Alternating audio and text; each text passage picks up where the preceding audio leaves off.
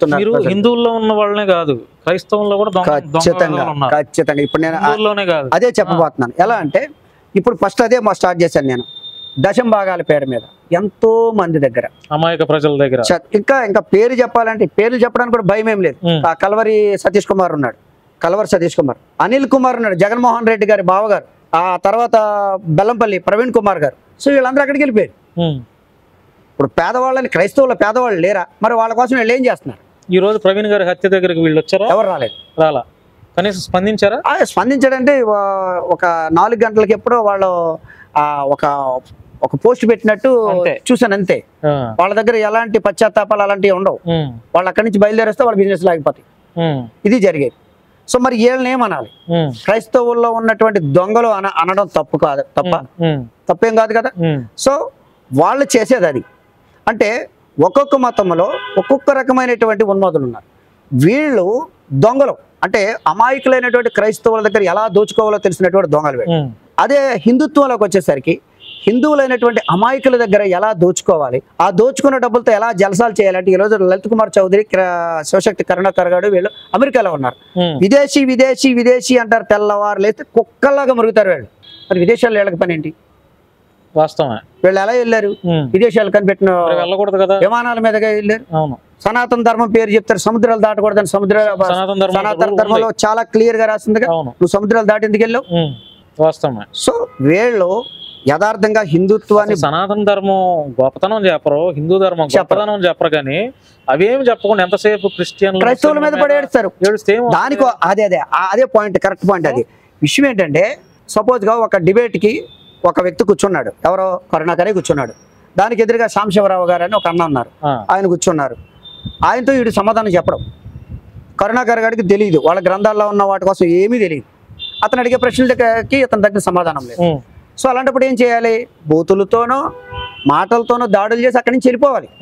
సమాధానం చెప్పలేడు కదా. ఎక్కడ దాకా? ఎందుకంటే రాధామానవర్ గారు ఉన్నాడు, వాడితో వేస్ట్ గాడాడు.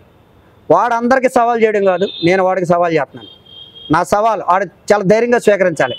మీ నాన్న పేరేంటి, మీ నాన్న పేరేంటి, మీ అమ్మ పేర్లు ఏంటి అని అడుగుతావు కదా రాధా మనోహర్. నేను ఈరోజు నిన్ను అడుగుతాను, మా నాన్న పేర్లు మా అమ్మ పేర్లు మాకు బాగా తెలుసు, మీ నాన్న పేర్లు మీకు కరెక్ట్గా తెలుసో లేదో ఫస్ట్ అది తెలుసుకో.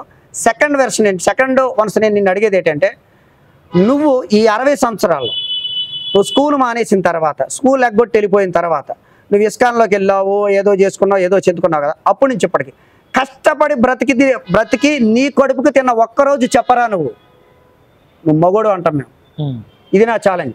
ఒక్కరోజు నువ్వు కష్టపడి తిన్నది నాకు చూపించాలి. నువ్వు ఏ రోజు వీడు కష్టపడ్డావు?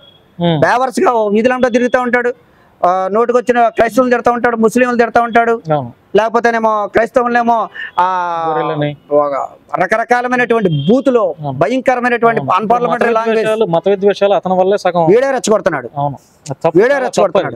వీడు మాట్లాడే మాటల వల్ల సపోజ్ గా ఇప్పుడు అందరూ కొంతమంది శాంతంగా వినేవాళ్ళు ఉంటారు కదా. నిన్నగాక మొన్న మీరు కాదు తేజ వేరే ఛానల్లో ఆయన మాట్లాడుతూ ఒక మాట అన్నాడు. వాడు ప్రశ్నలేసి వదిలేస్తాడే కానీ సమాధానాలు చెప్పడు. నేను కూడా అడుగుతున్నాను, వాడు ఎవరి దాకా వద్దు, పోనీ మా క్వాలిఫైడర్స్ అంటే బాగా ఎక్కువగా చదువుకున్న వాళ్ళతో కూడా వద్దు, నాతో చేయమనండి, ఇంటర్వ్యూ రమ్మనండి, ఆడు నాతో చెప్తాడేమో.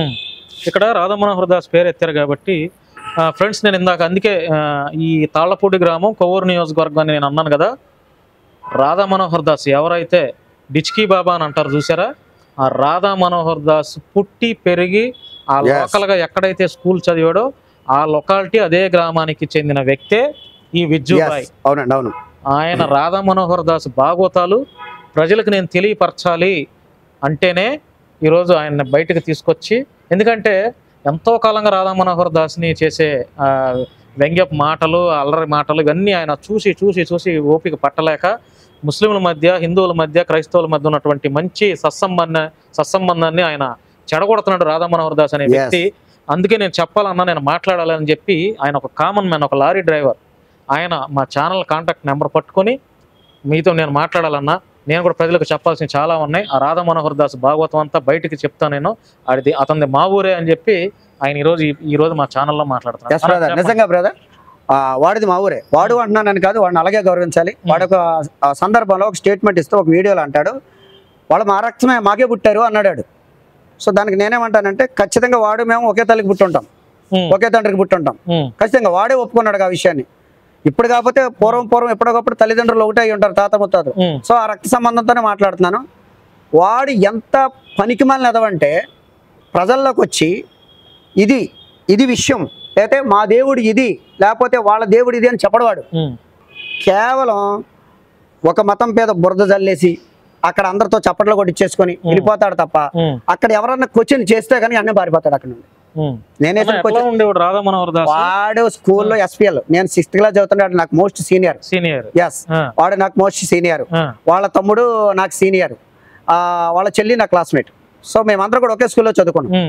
ఇందులో మాత్రం షూర్ అనమాట, కాదనడానికి లేదు. ఒకే స్కూలు, ఒకే ఊరు. ఎందుకని రాధా మనోహర్ దాస్ ఇప్పటివరకు పెళ్లి ఎందుకు చేసుకోలేదు? వాడిని ఎవరు చేసుకుంటారు?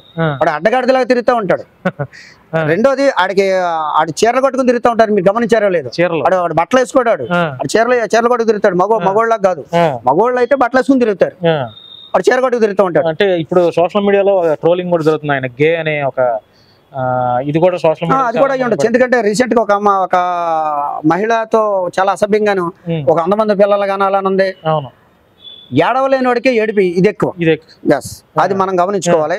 ఆయన ఆడి గురించి మాట్లాడే అంత వ్యక్తి కాదండి వాడు. ఏ స్కూల్లో చదివాడన్నా? రాధా మనోహర్ శ్రీ పరశుపద్మ రాజారావు హై స్కూల్ అని తాళపూడి గ్రామం. ఎస్, మేమందరం అందులోనే చదువుకున్నాం. మా అన్నకి సీనియర్, మా అన్న కూడా అందులోనే. మా అన్నకి రాధా మనోహర్ దాస్ తల్లి పేరు తెలుసా? తెలుసు, లక్ష్మమ్మ గారు. వాళ్ళ నాన్నగారి పేరు సత్యనారాయణ గారు. ఇద్దరు ఉన్నారా ఇప్పుడు? లేరు, ఇద్దరు. రాధా మనోహర్ దాస్ తమ్ముడు పేరు మధు, తర్వాత మోహన్. వాళ్ళ చెల్లి పేరు ప్రసన్న. వీళ్ళ ఫైనాన్షియల్ స్టేటస్ ఎట్లా ఉంది? ఫైనాన్షియల్ స్టేటస్ అంటే వీళ్ళది ఒక వ్యాపారం, ఒక బడ్డీ కొట్టు ఉంటుంది. అంటే వీళ్ళ ఫస్ట్ గా నుంచి కూడా వాళ్ళ నాన్నగారి కాలం నుంచి కూడా కిల్లీ షాప్ మంచి ఫేమస్. అడ్డా సత్యనారాయణ గారు అంటే మంచి వ్యక్తి, చాలా అంటే అడ్డా సత్యనారాయణ చెప్పండి, మంచి ఫేమస్ కిల్లీలు కట్టడంలో. సో ఆయన ఈళ్ళలాగా ఉన్మాదంతో లేడు, ఆయన మంచి వ్యక్తి. ఆయనకి మంచి పేరు ఉంది కూడా ప్రజల్లో. సో వాళ్ళ అమ్మగారు కూడా అంతే, ఎవరన్నా వెళ్తే చాలా గౌరవంగా పలకరించడం కానీ అలాంటివి చాలా చాలా. వీడు ఉన్మాదం అంటే నేను ఇందాక అదే చెప్పాను, నేను ఫ్యామిలీలో అందరూ ఒక రకంగా ఉండాలని లేదు. క్రైస్తవంలో అందరూ మంచివాళ్ళని ఏం లేదు, కొంతమంది మనం మాట్లాడుకున్న దొంగల కోసం. అదే విధంగా వీళ్ళు హిందుత్వంలో ఉన్న ఒకరు వాళ్ళు, హిందువులు చాలా మంచివాళ్ళు.